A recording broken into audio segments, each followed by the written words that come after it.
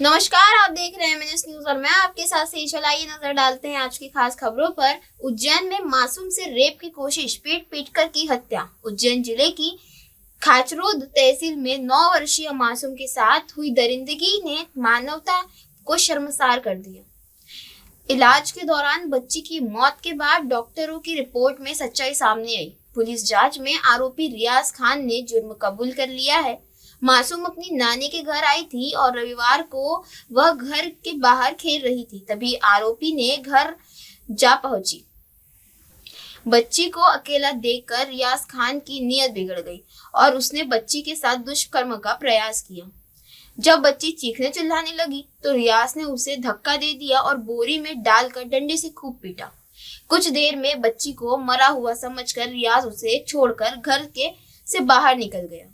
बाद में उसने एक झूठी कहानी बनाई कि बच्ची को उठाकर उसकी नानी के पास ले गया। गंभीर अवस्था में बच्ची को अस्पताल ले जाया गया, जहां इलाज के दौरान सोमवार को उसकी मौत हो गई।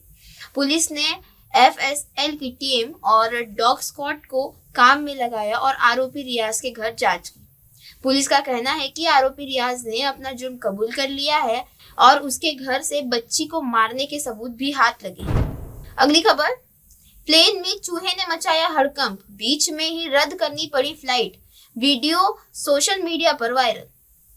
नीदरलैंड के एम्स्टर्डम से अरूबा की ओर बोनायार के लिए उड़ान भर रही KLM फ्लाइट ने एक चूहे के केबिन में घुसते ही घटना के यात्रियों में हड़कंप मचा दिया। विमान समुद्र के ऊपर उड़ रहा था, तभी यात्रियों ने बड़े चूहे को इधर उधर दौड़ते हुए देखा। यात्रियों की चिल्लाहट और असहजता के कारण फ्लाइट को पायलट ने नीचे उतार दिया और आगे की उड़ान रद्द करनी पड़ी। वीडियो में देखा जा सकता है कि चूहा यात्रियों को रेलिंग पर दौड़ रहा है और ऊपर के डिब्बों और स्टोर यूनिट पर कूद रहा है। यात्रियों ने वीडियो बनाया जो सोशल मीडिया पर तेजी से वायरल हो रहा है। विमान में 250 से अधिक यात्री मौजूद थे, जिन्हें अरूबा में ठहरने की सुविधा दी गई और वैकल्पिक उड़ानों की व्यवस्था करने का प्रयास किया गया। KLM एयरलाइन के प्रवक्ता ने बताया कि यह एक असाधारण घटना थी और यात्रियों व चालक दल की सुरक्षा उनकी सर्वोच्च प्राथमिकता है। विमान को दोबारा उड़ान भरने से पहले पूरी तरह से साफ किया जाएगा। उन्होंने कहा कि पायलट ने पास उड़ान को सामान्य रूप से जारी रखने का कोई विकल्प नहीं था, क्योंकि जब चूहे का पता चला विमान समुद्र के ऊपर था। एयरलाइन प्रवक्ता ने यह भी कहा कि चूहा खाने के पास नहीं गया और चालक दल ने उस पर कड़ी नजर रखी। हालांकि यह दुर्लभ घटना, लेकिन ऐसा पहली बार नहीं हुआ है। सितंबर में कानपुर में दिल्ली जा रही इंडिगो फ्लाइट में भी केबिन में चूहा दिखने के कारण यात्रियों को विमान से बाहर निकलना पड़ा था, जिससे 3 घंटे की देरी हुई थी। अगली खबर, दिल्ली में 2 सगे भाइयों की बुआ के बेटों ने की हत्या, एक के बाद एक 40 राउंड गोलियां बरसाई। दिल्ली के जाफराबाद थाना क्षेत्र में ऋषि करदम मार्ग चौहान बांगर इलाके में 2 सगे भाइयों की निर्मम हत्या ने इलाके में सनसनी फैला दी। घटना की जानकारी मिलते ही पुलिस ने मौके पर पहुंचकर दोनों घायलों को अस्पताल भेजा, जहां डॉक्टरों ने उन्हें मृत घोषित कर दिया। मृतकों की पहचान नदीम और फजील के रूप में हुई है। परिजनों के मुताबिक इस दोहरे हत्याकांड के पीछे कोई और नहीं बल्कि मृतकों की बुआ के बेटे हैं। आरोप है कि आपसी रंजिश के चलते दोनों भाइयों पर करीब 40 राउंड गोलियां चलाकर उनकी हत्या कर दी गई। वारदात के बाद पूरे इलाके में दहशत का माहौल है और लोग सदमे में हैं। पुलिस ने शवों को कब्जे में लेकर पोस्टमार्टम के लिए भेज दिया है और मामले की गंभीरता से जांच शुरू कर दी है। दिल्ली के थाना जाफराबाद क्षेत्र के ऋषि करदम मार्ग चौहान बांगर इलाके में उस वक्त सनसनी फैल गई, जब बदमाशों ने 2 सगे भाइयों की गोलियों से भूनकर निर्मम हत्या कर दी। मृतकों की पहचान नदीम 35 और फजील 30 के रूप में हुई है। घटना की सूचना मिलते ही पुलिस मौके पर पहुंची और दोनों घायलों को अस्पताल ले जाया गया, जहां डॉक्टरों ने उन्हें मृत घोषित कर दिया। वारदात के बाद पूरे इलाके में अफरा तफरी और दहशत का माहौल है। मृतकों के बड़े भाई ने आरोप लगाया है कि इस दोहरे हत्याकांड को अंजाम देने वाले कोई और नहीं बल्कि उनके ही बुआ के बेटे हैं। आरोपियों की तलाश में पुलिस ने नई टीमें गठित की है और इलाके में लगे सीसीटीवी कैमरों की फुटेज खंगाली जा रही है। जांच में यह भी सामने आया है कि हत्या की वारदात को पहले से योजना बनाकर अंजाम दिया गया। पुलिस ने बताया कि दोनों भाइयों को एक के बाद एक गोलियों से भूनकर मार दिया गया। मृतकों के परिवार का आरोप है कि यह पुरानी रंजिश का परिणाम है। अधिकारियों का कहना है कि जल्द ही पूरे मामले का खुलासा कर आरोपियों को गिरफ्तार कर लिया जाएगा। इलाके में सुरक्षा बढ़ा दी गई है और पुलिस लगातार छानबीन कर रही है। अगली खबर, सागर में दिन दहाड़े मिर्ची गैंग का कहर, डंडे से हमला कर 14 लाख की लूट, एक गिरफ्तार। मध्य प्रदेश के सागर में मोती नगर थाना क्षेत्र की कृषि उपज मंडी के पास दिन दहाड़े एक सनसनीखेज लूट की वारदात हुई। पंकज ट्रेडर्स के मुनीम सुधीर दीक्षित पर 4 बदमाशों ने हमला कर करीब 14 लाख रुपए से भरा बैग छीनकर फरार हो गए। बदमाशों ने आंखों में मिर्ची पाउडर डालकर उन्हें असहज किया और डंडों से हमला किया। घटना सोमवार को दोपहर में हुई, जब सुधीर दीक्षित बैंक से नकदी निकालकर मंडी और लौट रहे थे। बदमाश बाइक और ऑटो से सवार होकर अचानक आए और उन्हें घेर लिया। आंखों में मिर्ची डालने के कारण मुनीम संतुलन खो बैठे और इसी मौके पर बदमाशों ने उनके हाथ से बैग छीन लिया। हमले के दौरान कुछ लोगों ने हिम्मत दिखाकर बदमाशों का पीछा किया। इसी दौरान एक आरोपी बाइक सहित गिर पड़ा और भीड़ ने उसे पकड़ लिया। पकड़े गए आरोपी को पुलिस हिरासत में लेकर पूछताछ कर रही है। बाकी फरार बदमाशों की तलाश जारी है। घायल मुनीम सुधीर दीक्षित को जिला अस्पताल में भर्ती कराया गया। डॉक्टरों के अनुसार मिर्ची पाउडर के कारण आंखों में जलन और डंडों से हुए हमले से शरीर पर चोटें आई हैं। हालांकि उनकी स्थिति स्थिर बताई जा रही है। पुलिस ने उनसे विस्तृत बयान दर्ज किया। पुलिस अधीक्षक सहित वरिष्ठ अधिकारी मौके पर पहुंचे और घटना स्थल का निरीक्षण किया। पूरे इलाके में नाकाबंदी कर फरार बदमाशों की तलाश तेज कर दी गई है। आसपास लगे सीसीटीवी फुटेज खंगाली जा रही है। प्राथमिक जांच में पुलिस को शक है कि बदमाशों की अंदरूनी सूचना मिली थी कि मुनीम बैंक से बड़ी रकम निकालकर लौट रहे हैं। आरोपियों ने इस घटना को लेकर भारी आक्रोश है। उनका कहना है कि मंडी जैसे व्यस्त इलाके में दिन दहाड़े लूट के स्पष्ट होता है कि पुलिस का कोई डर ही नहीं है। कई दुकानदारों ने सुरक्षा बढ़ाने की मांग की है। पुलिस का कहना है कि पकड़े गए आरोपियों से मिली जानकारी के आधार पर जल्द ही पूरे गिरोह का खुलासा किया जाएगा और फरार आरोपियों को भी गिरफ्तार किया जाएगा। अगली खबर, इंदौर खजराना गणेश मंदिर के प्रतिबंधित गर्भगृह में बीजेपी विधायक के बेटे ने नवविवाहित पत्नी को पहनाई वरमाला, विवाद बढ़ा। इंदौर के खजराना गणेश मंदिर में नियमों की अवहेलना का मामला सामने आया है। कोरोना काल में ही मंदिर में गर्भगृह में आम श्रद्धालुओं का प्रवेश प्रतिबंधित है, लेकिन बीजेपी विधायक गोलू शुक्ला के बेटे अंजनेश शुक्ला और उसकी नवविवाहित पत्नी सिमर ने 11 दिसंबर को शादी के तुरंत बाद गर्भगृह में प्रवेश कर एक दूसरे को वरमाला पहनाई। विधायक परिवार ने इस कदम से प्रशासन और मंदिर नियमों के पालन पर सवाल खड़े कर दिए हैं। मंदिर प्रशासन ने आम श्रद्धालुओं के प्रवेश पर रोक लगाने के बावजूद विधायक के परिवार को गर्भगृह में प्रवेश कैसे मिला, इस पर अब जांच का विषय बन गया है। यह पहला मामला नहीं है जब गोलू शुक्ला का परिवार विवादों में रहा है।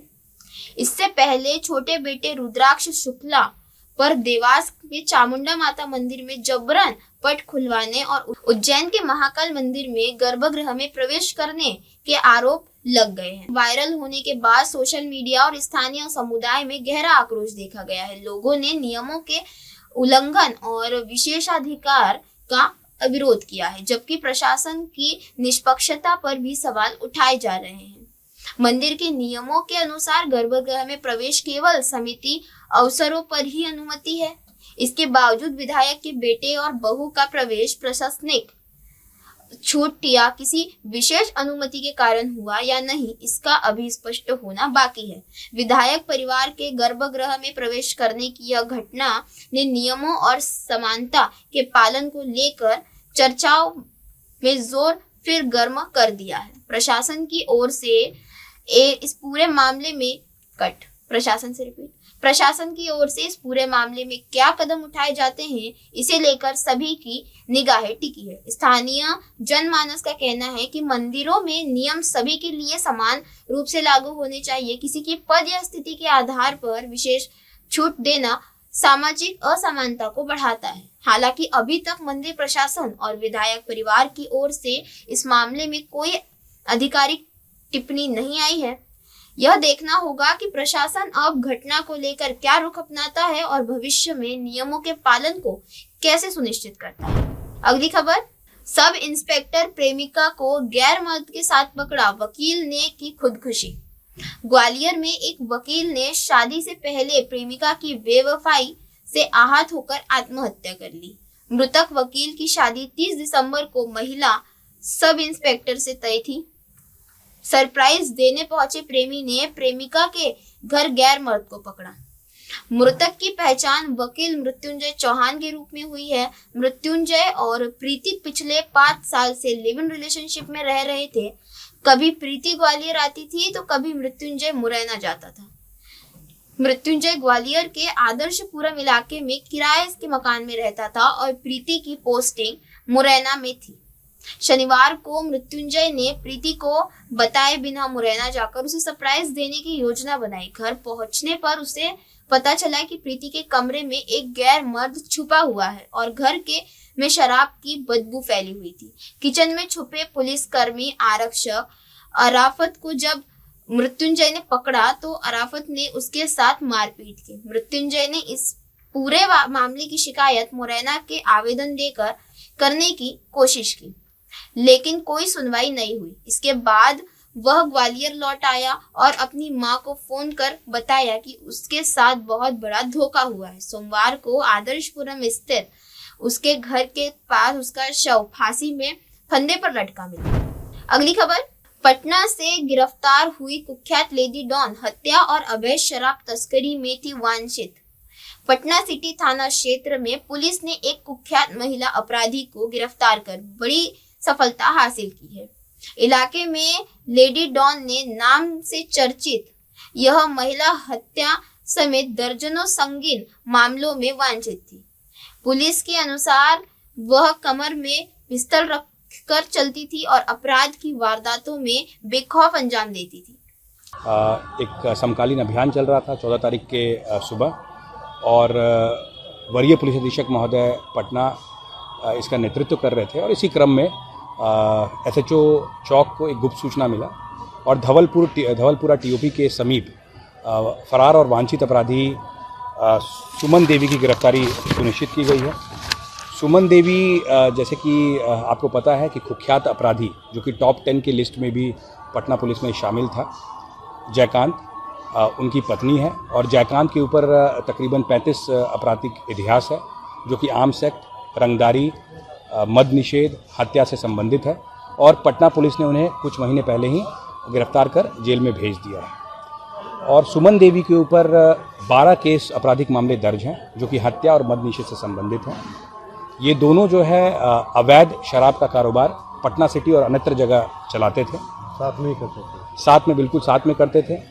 और उनके जेल जाने के बाद जो है इन्होंने ये काम जो है ये लगातार कर रही थी और गुप्त सूचना पुलिस को मिल रही थी और इस गुप्त सूचना का सत्यापन किया गया पटना पुलिस द्वारा और इनकी गिरफ्तारी जो है धवलपुरा TOP से सुनिश्चित की गई है। इन दोनों अपराध कर्मियों के ऊपर BNS धारा 107 के तहत जो अवैध संपत्ति इन्होंने अर्जित की है उसके अधिग्रहण के लिए प्रस्ताव भी भेजा जा चुका है और इन्होंने कुछ नाम लिया है दियारा में कुछ शराब माफियाओं का। उसके साथ साथ पटना सिटी में अलग अलग थाना क्षेत्र में उन्होंने कुछ नाम जो है सामने आई है। प्रारंभिक अनुसंधान में उनको भी हम लोग आइडेंटिफाई कर लिए हैं और उनकी भी गिरफ्तारी के लिए हमारी टीम सतत छापेमारी कर रही है। ये बेसिकली जो पूरा नेटवर्क है वो दियारा से, जो वैशाली दियारा है वहाँ से कुछ लोग जो हैं शराब का खेप नाव पे चढ़ाते थे और जो नाविक था उसे 1500 प्रतिदिन उसे दिया जाता था और वो नाविक अलग अलग घाट पे जो पटना सिटी के वहाँ पे शराब उतारता था और वहाँ से 2 व्हीलर सबसे ये शराब जो है अलग अलग जगह मुहैया कराया जाता था। तो ये पूरे नेटवर्क को जो है ध्वस्त किया गया है और सब भी जो अपराधकर्मी हैं जो अवैध शराब में संलिप्त हैं पटना सिटी और अन्यत्र जगह उन्हें चिन्हित किया जा रहा है और हम लोग BNS 107 का प्रस्ताव भी उनके खिलाफ भेज रहे हैं और उन पर विधिवत कार्रवाई कर रहे हैं। हत्या की देखिए, हत्या का जो प्रारंभिक अनुसंधान में पूछताछ में पता चला कि अनिल वो भी एक टॉप 10 अपराधकर्मी में उसका नाम शुमार है। उनके भाई के हत्या के केस में इनका नाम आया था और उनके पति का भी नाम आया था, तो उनके ऊपर हम लोग ने पुलिस ने विधिवत कार्रवाई की थी। दूसरा क्या मामला है? डीएसपी गौरव कुमार ने बताया कि महिला अपराधी ने अपने पति के जेल जाने के बाद पूरे अवैध कारोबार की कमान संभाल ली थी। शराबबंदी के बावजूद वह राघोपुर इलाके में अवैध शराब की तस्करी बड़े शातिराना तरीके से कर रही थी। प्रत्येक खेप के लिए वह नाविक को 1500 रुपए देती थी, जो गंगा के रास्ते पटना के घाटों पर शराब उतारता था। इसके बाद शराब शहर के विभिन्न इलाकों में सप्लाई की जाती थी। पुलिस को इस अवैध नेटवर्क की गुप्त सूचना मिली और इसके आधार पर वह विशेष टीम का गठन किया गया। लगातार निगरानी और तकनीकी साक्ष्यों के आधार पर कार्रवाई करते हुए महिला डॉन को पटना सिटी थाना क्षेत्र में गिरफ्तार कर लिया गया। गिरफ्तारी के दौरान पुलिस ने सभी कानूनी प्रक्रिया पूरी की। डीएसपी गौरव कुमार ने बताया कि आरोपी महिला और उसके पति द्वारा अवैध तरीकों से अर्जित संपत्ति की पहचान की जा रही है और उन्हें जब्त करने की प्रक्रिया शुरू कर दी जाएगी। पुलिस का कहना है कि इस गिरफ्तारी से पटना सिटी और आसपास के इलाकों में सक्रिय अपराध और अवैध शराब कारोबार पर बड़ी रोक लगेगी। अब आरोपी महिला से पूछताछ कर उसके नेटवर्क से जुड़े अन्य लोगों की जानकारी जुटाई जा रही है ताकि पूरे गिरोह का पर्दाफाश किया जा सके। अगली खबर, स्वास्थ्य जांच के लिए लालू यादव दिल्ली रवाना। आंखों के इलाज के लिए विशेषज्ञ डॉक्टरों से करेंगे काउंसलिंग। राष्ट्रीय जनता दल के सुप्रीमो और बिहार के पूर्व मुख्यमंत्री लालू प्रसाद यादव स्वास्थ्य जांच के लिए पटना से दिल्ली रवाना हो गए हैं। सूत्रों के अनुसार उन्हें पिछले कुछ दिनों से आंख की समस्या थी, जिसके लिए विशेषज्ञ डॉक्टरों ने काउंसलिंग और मेडिकल जांच करवाई जाएगी। लालू यादव व्हील चेयर पर नजर आए और उनके साथ उनकी बड़ी बेटी और राज्यसभा सांसद मीसा भारती भी दिल्ली गई थी। सूत्रों ने बताया कि लालू यादव की आंखों की समस्या को देखते हुए बेहतर इलाज के लिए उन्हें दिल्ली ले जाया गया। वहां विशेषज्ञ डॉक्टरों की टीम उन्हें पूरी जांच करेगी और आवश्यक हो तो आगे की उपचार शुरू किया जाएगा। मीसा भारती लंबे समय से अपने पिता के स्वास्थ्य का ध्यान रख रही है और इस दौरान भी उनके साथ मौजूद है। लालू प्रसाद यादव पहले भी किडनी ट्रांसप्लांट सहित कई गंभीर बीमारियों के चलते दिल्ली में इलाज करवा चुके हैं और उनकी नियमित मेडिकल निगरानी होती रही है। आरजेडी के नेताओं ने इस अवसर पर कहा कि यह एक नियमित जांच है और इससे घबराने की कोई बात नहीं है। पार्टी की उम्मीद जताई कि जांच पूरी होने के बाद लालू यादव जल्द ही पटना लौट आएंगे। बिहार की राजनीति में लालू यादव की महत्वपूर्ण भूमिका है, इसीलिए उनके स्वास्थ्य पर विशेष ध्यान दिया जाता है। डॉक्टरों की सलाह के अनुसार अगर जरूरत पड़ी तो उन्हें कुछ दिन दिल्ली में रहकर इलाज करवाना पड़ सकता है। इस दौरान पार्टी के वरिष्ठ नेता लगातार परिवार से संपर्क में रहेंगे और मेडिकल जांच के परिणामों के आधार पर आगे की योजना तय की जाएगी। अगली खबर, दतिया जिला अस्पताल में खराब सफाई देख IAS स्वप्निल वानखेड़े भड़के। ठेकेदार को दी टेंडर रद्द करने की चेतावनी। बताओ, पोछा मारा हुआ है, लगवा दिया। झुको पे बोल रहा हूँ, करो झुको। मैं देख लिया सर। हाँ, ये इसको पोछा मारना बोलते हैं। CCTV है ना?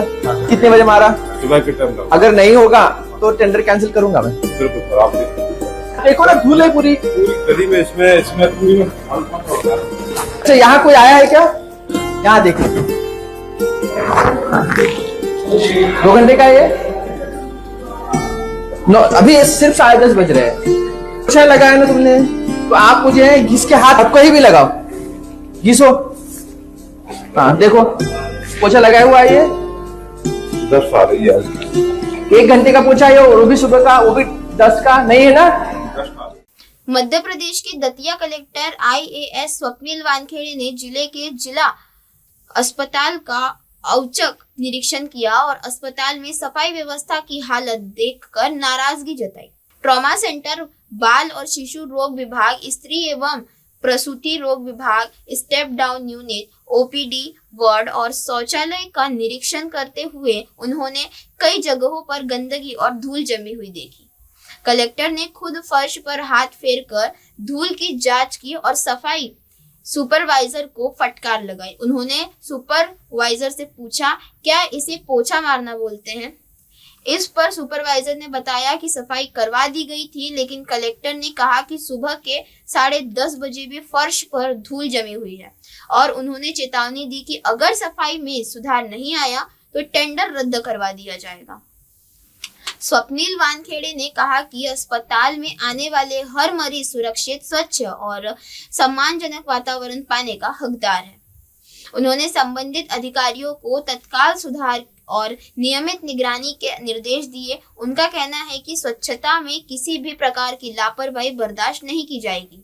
इसके अलावा कलेक्टर ने दवा वितरण व्यवस्था, स्टाफ की उपस्थिति और अन्य जरूरी सेवाओं की समग्र समीक्षा कर संबंधित अधिकारियों को दिशा निर्देश दिए। अस्पताल में सफाई और सेवाओं की स्थिति सुधारने के लिए उन्होंने लगातार निगरानी और जवाबदेही सुनिश्चित करने की बात कही।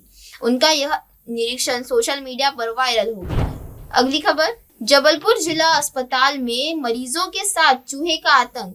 सिविल सर्जन बोले, चूहे, सांप, छिपकलियां यहाँ के मूल निवासी है। जबलपुर जिला अस्पताल में अस्थि वार्ड में चूहों का आतंक मरीजों के लिए गंभीर खतरा बन गया है। वार्ड में भर्ती 10 वर्षीय मदन चौधरी के बेड और टिफिन के आसपास खुलेआम 3 चूहे घूमते दिखाई दिए। मरीज और उनके परिजन परेशान हो उठे और उन्होंने वीडियो रिकॉर्ड कर सोशल मीडिया पर साझा किया। अस्पताल में चूहों की यह समस्या पहले भी सामने आ चुकी है। जबलपुर के अस्पतालों में चूहों का यह मामला नया नहीं है। 3 महीने पहले नेताजी सुभाष चंद्र बोस मेडिकल कॉलेज के मानसिक रोग विभाग में भी 2 मरीजों के पैर चूहों ने काट दिए थे। इसके अलावा इंदौर के MYH अस्पताल में भी नवजात शिशुओं को चूहों ने चोट लगने के मामले सामने आए हैं। इस तरह की घटनाओं से स्वास्थ्य व्यवस्था की गंभीर लापरवाही उजागर होती है। मामले की जानकारी मिलते ही कांग्रेस प्रदेश अध्यक्ष जीतू पटवारी ने सोशल मीडिया पर स्वास्थ्य मंत्री पर निशाना साधा और उनसे इस्तीफे की मांग की। वायरल वीडियो से अस्पताल में सफाई और निगरानी की कमी की पोल खुल गई। मरीजों और उनके परिजनों में भय और चिंता का माहौल बन गया है।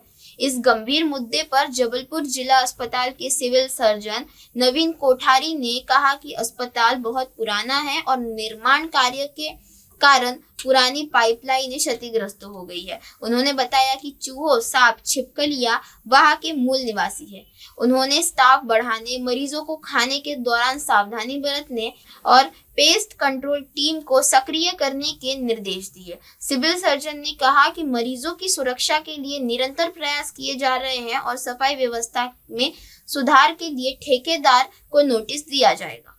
तो किसी को भी नुकसान होगा तो इसका जिम्मेदार कौन होगा? इसका जिम्मेदार प्रशासन होगी। नाम बताइए। मनोज चौधरी। लापरवाही आप मानते हैं कि गंभीर मसला है ये? देखिए, वार्ड में चूहों का आना तो निश्चित रूप से गंभीर मसला है, लेकिन इस मसले में एक समस्या हमारे साथ ये है कि विक्टोरिया अस्पताल में अस्थि रोग वार्ड के बाजू में पुरानी किचन वाले स्थान पर नया निर्माण कार्य चल रहा है और पिछले 4-5 दिन से वहाँ से JCB से पुरानी किचन को तोड़ के वहाँ पे नया कार्य करने के लिए और नींव बनाने के लिए निर्माण कार्य हो रहा है। तो उसकी धमक के कारण और जो पुराने हमारे वहाँ की जो पाइपलाइंस रही हैं और सीवेज की पाइपलाइन रही हैं वो सब भी तोड़ी जा रही हैं।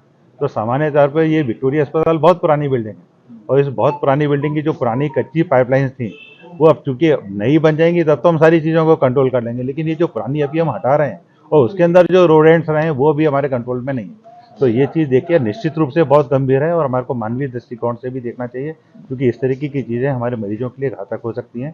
तो हमने हमारी जो सिस्टर इंचार्ज हैं उनको भी ये निर्देश दिए हैं कि भाई आप इसमें स्टाफ डबल कर दें और 2 जो मेल फीमेल वार्ड हैं उसमें एक सिस्टर को एक्स्ट्रा तैनाती रात के लिए कर दें। और जो पेशेंट हैं उनके रिश्तेदारों को भी हम समझाएंगे कि भाई खाना नहीं रखें, क्योंकि जो चूहे निकलते हैं वो खाने आ जाते हैं। तो वही अभी जो वीडियो है उसमें भी मैंने देखा था, भाई खाना भी पड़ा हुआ है, तो यदि आप खाना रहोगे और चूहे इधर उधर घूमेंगे तो वो खाने तो आना ही है उनको। और बाकी जो हमारे बेस कंट्रोल वाले हैं उनको भी हम बोलें कि भाई इस तरीके की सुविधा करें और जो टॉयलेट्स के सीवेज पाइपलाइन है जो टूटी हैं उनको भी अभी हम रिपेयर कराएं, और रिपेयर कराने के बाद इस तरह की चीज़ें भविष्य में ना हो, वहाँ पर हम दवाइयाँ भी रखें। ऐसा दवाइयाँ रखने की भी हमारी एक लिमिट है, ऐसी हम दवाइयाँ नहीं रख सकते हैं जो हमारे मरीजों को नुकसान पहुँचाए।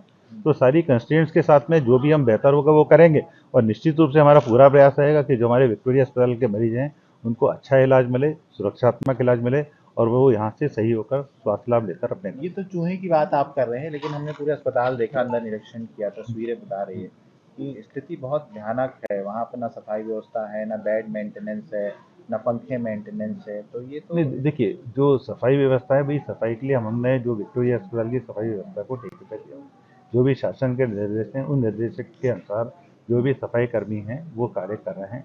यदि आपका ये कहना है कि भाई सफाई व्यवस्था नहीं है तो भाई उसको भी हम देखेंगे, क्योंकि भाई आप ही बताएंगे कि भाई कहाँ पे खराबी है।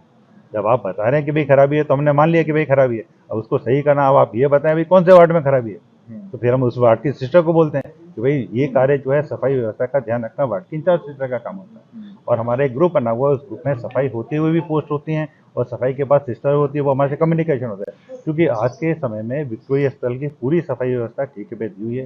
यदि कोई ऐसा एरिया है जहाँ पर सफाई नहीं है तो भाई ठेकेदार को नोटिस दिया जाएगा कि भाई आपने ऐसा क्यों किया और आपने ध्यान नहीं रखा। और दूसरा, हम अपने इंचार्ज सिस्टर को भी बोलेंगे वहाँ की कि भाई हर एक जगह के सिस्टर्स का लेवल है, वहाँ पे सफाई कर्मियों का लेवल है, उसके बाद एक हमारे यहाँ हॉस्पिटल मैनेजर हैं, तो मैनेजर उस चीज़ को मैनेज करते हैं। यदि आप हमारे पास इस तरीके की कोई चीज़ संज्ञान में लाएँ तो आप हमें बताइए। देखिए इतना ज़रूरी है कि पिछले काफ़ी समय से, क्योंकि निर्माण कार्य लगभग 1 साल से चल रहा है, और 1 साल से जब भी यहीं अपन निर्माण कार्य चलते हैं और निर्माण कार्य के साथ में आप अपनी पुरानी चीज़ों को भी कंटिन्यू करते हैं, या तो भाई यहाँ से अपन अस्पताल खाली करके पहले यहाँ पे निर्माण कार्य करा लेते हैं और अस्पताल दूसरी जगह बना लेते हैं। अब निर्माण कार्य भी चलेगा और अस्पताल भी चलेगा, तो भाई जो जब तक निर्माण कार्य पूरा नहीं हो जाता है तब तक जो वहाँ पर इलाज करने वाले डॉक्टर भी, हमारे को भी बहुत परेशानी होती है कि निर्माण कार्य की खटर बटर चलती रहती है, क्योंकि भाई उसके साथ भी हमारे को कार्य करना पड़ता है। अल्टरनेटिव क्या आप कर रहे हैं? अल्टीमेट देखिए, अल्टरनेटिव भाई अभी शासन का निर्णय है कि भाई दोनों चीज़ें साथ में चलें। भाई अब उसमें ये जो अभी आपने चूहे हमारे को देखा है, भाई इसके कंट्रोल करने के लिए हम और तत्पर रहेंगे, लेकिन ये जो सारी व्यवस्थाएं पूर्ण तरीके से सुरक्षित तब होंगी जब हमारा नया भवन बन जाए, या कम से कम ये जो नींव वाला स्टेज है इससे तो अपन आगे निकल जाए। क्योंकि अपन जब भी जमीन खोदेंगे, जमीन खोदने पे जो भी वहाँ के मूल निवासी चूहे होंगे, सांप छिपकली, जो भी कीड़े कांटे, वो तो विक्टोरिया अस्पताल कोई आज का अस्पताल तो है नहीं। विक्टोरिया अस्पताल 150 साल पुराना अस्पताल, और भाई 150 साल पुराने अस्पताल के भवन में, अच्छा जो इसकी सीवेज पाइपलाइन थोड़ी है वो भी कोई पक्की पाइपलाइन थोड़ी, कच्ची पाइपलाइन है वहाँ की। अब कच्ची पाइपलाइन है भाई, उसको अब जो पहले का था वो तो वैसा चल रहा था, अब एक बार नया बन जाएगा तो भाई हम आपको अच्छी सुविधा देंगे। लेकिन जब तक पुराना है तो पुराने को तो अब यार वो तो उसका कोई सॉल्यूशन भी नहीं है, वो तो जैसा है वैसा है, वो एक बार टूट जाएगा, नया बन जाएगा तो सही हो जाएगा। सर इसको लापरवाही ना मानी जाए। नहीं देखिए, एक ये अपन ये माने कि भाई जो अपन नया कार्य करते हैं, नया कार्य करने में ये सारी चीजें अपने को फेस करनी पड़ेंगी, क्योंकि अपन ऐसा नहीं कर सकते, या तो अपन यहाँ से इसको, इस अस्पताल को चलते हुए को बंद करें और सिर्फ निर्माण कार्य करा लें। यदि निर्माण कार्य और पुराना कार्य दोनों एक साथ चलेंगे तो कुछ परेशानियां होंगी। यदि चलते हुए मकान में आप निर्माण कार्य कराओगे तो भाई जो वहां पे रह रहा है उसको परेशानी होगी। इसी के साथ बने रहे देश और दुनिया की तमाम खबरों के साथ और देखते रहे MNS न्यूज। हाय, मैं हूँ तापसी पन्नू और आप देख रहे हैं MNS न्यूज।